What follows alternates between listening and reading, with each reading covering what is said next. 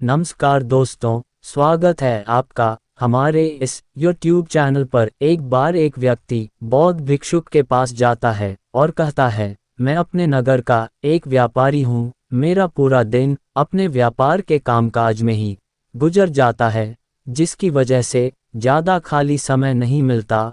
ज़्यादा खाली समय ना मिलने और हर समय व्यस्त रहने की वजह से मैं तनाव महसूस करने लगा हूँ। पिछले कई महीना से मैं अपना कोई भी काम ठीक से नहीं कर पा रहा हूँ। अब तो किसी भी काम में मेरा मन भी नहीं लगता। मुझे काम को तोलने की आदत लग चुकी है। मैं बहुत ही आलसी और चिड़चिड़ा सा हो गया हूँ। अपने इन सारी आदतों की वजह से मैं आजकल बहुत ही आसान और व्याकुल रहने लगा हूँ। कृपया आप मुझे कोई ऐसा तरीका बताएं जिससे पूरे दिन मैं अपने मन को भड़काने से रोक सकूं और पहले की तरह अपने व्यापार में मन लगा सकूं। बौद्ध भिक्षु ने व्यक्ति की सारी बातें पूरे ध्यान से सुनी और फिर कहा, तुम्हारी समस्या तुम्हारा काम में व्यस्त रहना नहीं, बल्कि अपने काम को बोझ समझना है। और कोई भी इंसान काम को बोझ केवल तभी समझता है जब वह वर्तमान में चल रहे काम पर ध्यान ना देकर सिर्फ अपने काम के भविष्य के बारे में सोचता रहता है और अपने मन में उसकी योजनाएं बनाता रहता है कि मैं भविष्य में इस काम को ऐसे करूँगा, इसे इतना बड़ा बना दूंगा। और जब इंसान सिर्फ किसी काम के बारे में सोचता रहता है लेकिन उसे पूरा करने के लिए कोई ठोस कदम नहीं उठाता, तो फिर वह उसे काम को लेकर तनाव से गिर जाता है और फिर उसे वह काम बोझ लगने लगता है। ये सचिन व्यक्ति ने कहा, आपने तो मेरे मन की बात कर दी। मैं भी पिछले कई महीना से रोज अपने काम पर ध्यान देने की बजाय अपने व्यापार के भविष्य के बारे में सोचता रहता हूँ कि कहीं भविष्य में मेरा व्यापार कम ना हो जाए, कहीं कोई दूसरा व्यापारी मेरे व्यापारी इलाकों में कब्जा ना कर ले। और ऐसे ही कई तरह की नकारात्मक बातें मेरे मन में चलती रहती हैं, जिससे मैं अपने आज के व्यापार पर ध्यान नहीं दे पा रहा हूँ। ये सुन बौद्ध भिक्षु ने कहा, हम अपने विचारों में समस्याओं को जितना बड़ा बना लेते हैं, असर जिंदगी में समस्याएं उतनी बड़ी नहीं होती। तुम्हें केवल अपने आज पर ध्यान देने की जरूरत है, बाकी सब अपने आप ही ठीक हो जाएगा। व्यक्ति ने कहा, महात्मा मन, मैं यही तो नहीं कर पा रहा। मैं अपने आज के कामों पर ही तो ध्यान नहीं दे पा रहा। मैंने बहुत कोशिश की, लेकिन मैं हर बार भटक जाता हूँ।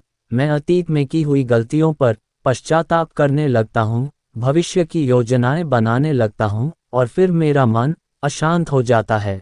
आप मुझे कोई ऐसे तरीके बताएं जिससे मैं आज पर ध्यान केंद्रित कर सकूं, लेकिन मैं लंबे समय तक ध्यान, योग इत्यादि नहीं कर सकता और ना ही कोई बड़ी साधना कर सकता। इसीलिए आप मुझे कोई आसान तरीका ही बताएं। बौद्ध भिक्षु ने कहा, ठीक है, आज मैं तुम्हें 10 ऐसे छोटे छोटे तरीके बताने जा रहा हूँ जिन्हें तुम अपने रोज के कामों के साथ भी कर सकते हो। ये तरीके सुनने में तो बहुत छोटे लगते हैं, लेकिन अगर तुमने पूरी तरह के साथ इनका पालन किया तो सिर्फ कुछ दिनों में ही तुम्हें इनके सकारात्मक परिणाम देखने शुरू हो जाएंगे और तुम अपने वर्तमान के कामों को ज़्यादा ध्यानपूर्वक कर पाओगे। व्यक्ति ने कहा, जी महात्मा मन, आप मुझे वो 10 तरीके बताएं, मैं जरूर उनका पालन करूंगा। बौद्ध भिक्षु ने कहना शुरू किया, पहला तरीका है, ध्यानपूर्वक भोजन करो। ज़्यादातर लोग भोजन करते समय भोजन करने पर ध्यान नहीं देते, बल्कि उनका ध्यान तो किसी से बातें करने, किसी पुरानी विचार में कोई कहने या फिर कुछ देखने में होता है, जिससे उनका मन भोजन करने के दौरान भी अशांत रहता है। जबकि हमें भोजन की थाली लाने के साथ ही उसकी सुगंध, थाली में कौन सा भोजन परोसा गया है, भोजन देखने में कैसा है, इन सब का पूरे ध्यानपूर्वक निरीक्षण करना चाहिए और मन ही मन भोजन बनाने वाले और उस भोजन को उगाने वाले का धन्यवाद प्रकट करना चाहिए। हर एक निवाले के साथ भोजन के स्वाद का आनंद लेना चाहिए, ना कि सिर्फ परसने वाले का। अगर तुम पूरे प्रेम के साथ ध्यानपूर्वक भोजन को ग्रहण करते हो तो भोजन के खत्म होने तक तुम्हारा मन एकदम शांत हो जाएगा और तुम अंदर से आनंद महसूस करोगे। और यही कारण है कि पुराने भारतीय समाज में मौन रहकर भोजन करने की परंपरा रही है, क्योंकि मौन होकर ध्यानपूर्वक भोजन करना भी ध्यान करने का एक तरीका है, और न केवल भोजन करते समय बल्कि अगर तुम रोजमर्रा के अन्य कामों को भी, जैसे कि चलना, नहाना, सफाई करना इत्यादि को भी ध्यानपूर्वक करते हो, तो तुम पूरे दिन खुशी और आनंद से भरे रहोगे। बौद्ध भिक्षु ने कहा, दूसरा तरीका है अपनी सांसों पर ध्यान दो। सांस प्राकृतिक रूप से चलने वाली प्रक्रिया है। जब हम अपनी आती सांसों पर ध्यान देते हैं तो यह है हमें हमारे दिमाग से निकलकर शरीर में ले जाती है। परिणाम स्वरूप हम अपने विचारों की उलझनाएं और चिंताओं से मुक्त हो जाते हैं, और यह काम तुम किसी भी समय कर सकते हो। बुद्ध के द्वारा बताई गई विपश्यना ध्यान विधि में भी अपनी आती जाती सांसों पर ध्यान केंद्रित करने के लिए ही कहा गया है। जब भी तुम तनावग्रस्त हो जाओ या खुद को विचारों में उलझा हुआ पाओ, तो तुरंत अपना ध्यान अपनी आती जाती सांसों की तरफ मोड़ दो। कुछ पलों के बाद तुम महसूस करोगे कि तुम शांत होते जा रहे हो, तुम्हारी सारी उलझनें, सारा तनाव गायब हो गया है।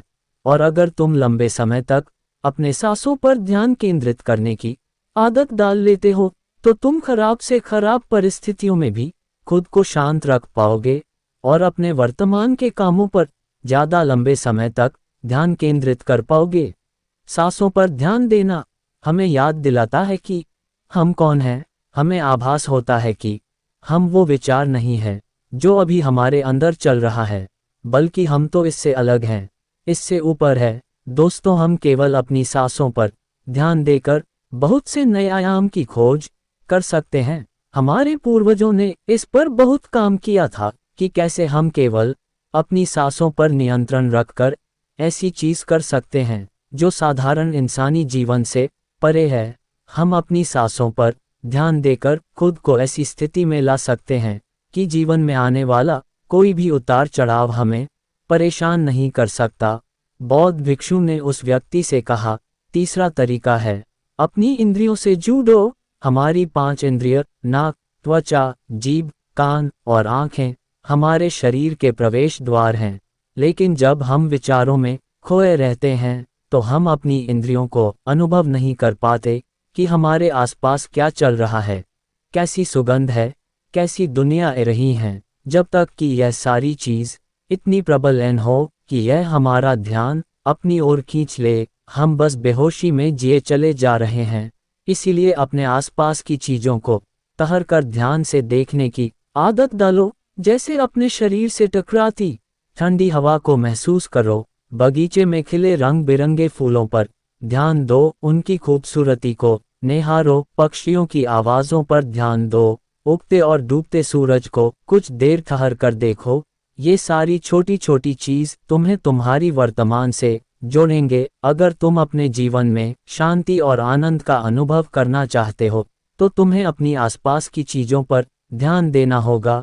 तुम्हें कुछ पल ठहर कर उन्हें प्रेमपूर्वक देखना और महसूस करना होगा। बौद्ध भिक्षु ने कहा, चौथा तरीका है अपने मन में उठने वाली नकारात्मक भावनाओं का निरीक्षण करो। परेशानी, निराशा या क्रोधित होना हम इंसानों में आम बात है, लेकिन हमें चाहिए कि हम ऐसी भावनाओं के भाव में ना बहे, बल्कि जब भी हमारे अंदर किसी भी प्रकार की नकारात्मक भावना उठी, तब हमें इन भावनाओं पर ध्यान देना चाहिए। जैसे कि जब तुम्हें गुस्सा आए या कुछ गलत करने का मन करें, तो कुछ देर ठहर कर देखो कि उस समय तुम्हारे अंदर कैसे विचार उठ रहे हैं। कुछ देर में तुम महसूस करोगे कि तुम वो विचार नहीं हो, तुम उनसे अलग हो। तुम उन्हें देखते रहो और कुछ ही देर में वो सारे नकारात्मक विचार गायब हो जाएंगे। और अगर तुम हर बार ऐसा ही करते हो, तो तुम तुम्हारी भावनाओं पर नियंत्रण करना सीख जाओगे। भिक्षु ने कहा, पांचवा तरीका अपने मन में उठने वाले हर विचार पर भरोसा मत करो। हमारा मन हर समय अनुमान और धारणाएं बनाता रहता है जो कि सच नहीं होती। जैसे कि जब भी हम किसी व्यक्ति से मिलते हैं या किसी नई चीज को देखते हैं, तो तुरंत हमारा मन उसके बारे में अपनी पूर्व धारणाएं बनाने लगता है और फिर उस चीज या इंसान को या तो अच्छा या बुरा बनाकर हमारे सामने पेश करेगा। और फिर हम अपने विचारों को सच मानकर उस इंसान या चीज़ को वैसा ही समझने लगते हैं, और कुछ लोग तो अपनी ही धारणाओं को सच मान लेते हैं और उसी पर अड़े रहते हैं, जबकि हमें खुद को किसी भी प्रकार के पूर्व धारणा से स्वतंत्र रखने का प्रयास करना चाहिए और पूरी जागरूकता के साथ जो चीज़ असल में जैसी है उसे वैसे ही देखने का प्रयास करना चाहिए, ना कि उसमें अपनी तरफ से अच्छाई या बुराई की चादर ढाक देनी चाहिए। अगर तुम वर्तमान में रहते हुए पूरे साक्षी भाव के साथ बिना किसी पूर्व धारणा की किसी भी चीज को देखते या सुनते हो तो ये तुम्हें शांत और तनाव मुक्त रखेगा। भिक्षु ने कहा, छठी तरीका, रोज कुछ देर तक ध्यान का अभ्यास करो। ध्यान करने के लिए घंटे बैठने की जरूरत नहीं है। दिन में 10 मिनट का ध्यान भी जीवन पर सकारात्मक प्रभाव डाल सकता है। रोज ध्यान करने से हमारे जीवन में नई ऊर्जा, उत्साह, शांति और प्रेरणा का आगमन होता है। हम पूरे दिन अंदर से खुश और स्वस्थ महसूस करते हैं। रोज ध्यान करने से तुम स्वाभाविक रूप से अपने वर्तमान के चरणों में रहना सीख जाते हो। भिक्षु ने कहा, 7वां तरीका, जो तुम्हारे पास है उसके लिए आभारी रहो। जिंदगी में खुशी लाने का सबसे आसान तरीका है आभार व्यक्त करना। धन्यवाद अदा करने से न केवल जो चीज़ हमारे पास है उनसे हमें असली खुशी मिलती है, बल्कि जो हम पाना चाहते हैं उसे पाने का रास्ता भी हमें दिखना शुरू हो जाता है। क्योंकि धन्यवाद के भाव से भरा मन समस्याओं की तरफ नहीं बल्कि उनके समाधान की तरफ केंद्रित होता है। जो भी तुम्हारे पास है उसके लिए इस आदर्श ब्रह्मांडी शक्ति का धन्यवाद अदा करना तुम्हारे जीवन को जादुई तरीके से बदल कर रख सकता है। तुम्हें ये सोचना चाहिए कि तुम कितने धन्य हो कि तुम्हारे पास एक निश्चित चीज़ है। उदाहरण के लिए, तुम्हारे पास एक अच्छा व्यवसाय है और ना जाने कितने लोग तुम्हारे जैसा व्यवसाय करने की इच्छा रखते होंगे लेकिन उनके पास नहीं है। साथ ही तुम्हें इस चीज़ के लिए भी आभारी होना चाहिए कि तुम्हारी थाली में खाना है, जबकि दुनिया भर में लाखों लोग भूख से मरते हैं। भिक्षु ने कहा, 8वां तरीका, दूसरों की बातों को ध्यानपूर्वक सुनो। किसी दूसरे व्यक्ति से बात करते समय ये सोचे बिना कि उसे क्या कहना है या उसकी बात का कैसे जवाब देना है। तुम्हें पूरे ध्यानपूर्वक सामने वाले की बातों को सुनना चाहिए। तुम्हें सामने वाले से बात करना है, उसे जवाब देने के लिए नहीं बल्कि उसकी भावनाओं को समझने के लिए। जब तुम किसी से बात करो तो अपने कान, दिल और अंतर्मन से उसकी बातों को सुनो और समझो। ऐसा करना सामने वाले से तुम्हारे रिश्ते को तो मजबूत करेगा ही, साथ ही ये तुम्हारे लिए एक अभ्यास है अपने धैर्य और एकाग्रता को बढ़ाने का। और जब हम ज़्यादा सुनते और कम बोलते हैं तो हम बहुत सी परेशानियों से भी बच जाते हैं, जिससे हमारा मानसिक तनाव भी कम रहता है। और याद रखो, किसी भी इंसान की बातों को ध्यानपूर्वक सुनना उसे सम्मान देने का सबसे अच्छा तरीका है। भिक्षु ने आगे कहा, 9वां तरीका, अपने महत्वपूर्ण कामों के लिए एक समय निर्धारित करो। तुम्हें अपने दिन के कुछ समय को महत्वपूर्ण कामों के लिए निश्चित रखना चाहिए, जैसे काम का समय, नहाने का समय, सफाई का समय, खाने का समय। महत्वपूर्ण कामों को समय के साथ बांटना यह सुनिश्चित करता है कि वे चीजें बिना किसी बढ़ा के नियमित रूप से होती रही। दिन के सही समय पर सही काम को करना हमारे जीवन में अनुशासन लाता है और अनुशासन से जीवन में शांति और खुशी आती है। भिक्षु ने कहा, 10वां और अंतिम तरीका, अपने रोजमर्रा के कामों में जागरूकता लाने का प्रयास करो। तुम जब भी किसी काम को करो तो उसे वर्तमान में रहकर करने की कोशिश करो। हर बार तुम्हारा मन अपने विचारों में खो जाएगा, लेकिन तुम्हें फिर से खुद को वर्तमान क्षणों में वापस लाना है और ये तुम्हें हर बार करना है जब तक कि ये तुम्हारी आदत ना बन जाए। और साथ ही तुम ये देखने का भी प्रयास करो कि उस काम को करते वक्त तुम्हारे अंदर किस तरह के विचार उठ रहे हैं। यह एक छोटा सा अभ्यास तुम्हें वर्तमान में जीने में तुम्हारी मदद करेगा। भिक्षु ने आगे कहा, शांति और आनंद कोई घटना नहीं है बल्कि यह एक प्रक्रिया है जो हमारे जीवन के साथ साथ चलती है। अगर हम जागरूक रहकर जीना सीख जाते हैं। इतना कहकर बौद्ध भिक्षु मौन हो गए और वह व्यापारी उनका धन्यवाद करते हुए वहां से चला गया। दोस्तों, उम्मीद करता हूं कि आपको यह वीडियो जरूर पसंद आई होगी। पसंद आई तो वीडियो को लाइक और चैनल पर नए हो तो चैनल को सब्सक्राइब जरूर करें। धन्यवाद।